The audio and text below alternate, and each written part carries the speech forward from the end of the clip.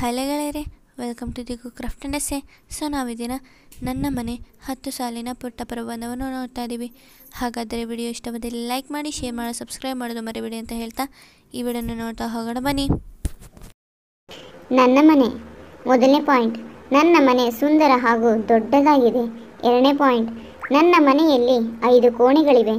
ಮೂರನೇ ಪಾಯಿಂಟ್, 2 ಮಲಗುವ ಕೋಣೆ, ಅಡುಗೆ ಮನೆ, ಶೌಚಾಲಯ ಹಾಗೂ ಸಭಾಂಗಣವಿದೆ. ನಾಲ್ಕನೇ ಪಾಯಿಂಟ್, ಹಲವಾರು ಬಾಗಿಲು ಹಾಗೂ ಕಿಟಕಿಗಳನ್ನು ಹೊಂದಿದೆ. ಐದನೇ ಪಾಯಿಂಟ್, ಒಂದು ಸುಂದರವಾದ ಚೊಕ್ಕದಾದ ಕೈತೋಟವಿದೆ. ಆರನೇ ಪಾಯಿಂಟ್, ನನ್ನ ಮನೆಗೆ 2 ಮುಖ್ಯ ಬಾಗಿಲುಗಳಿವೆ, ಒಂದು ಪೂರ್ವಕ್ಕೆ ಇನ್ನೊಂದು ಉತ್ತರಕ್ಕೆ.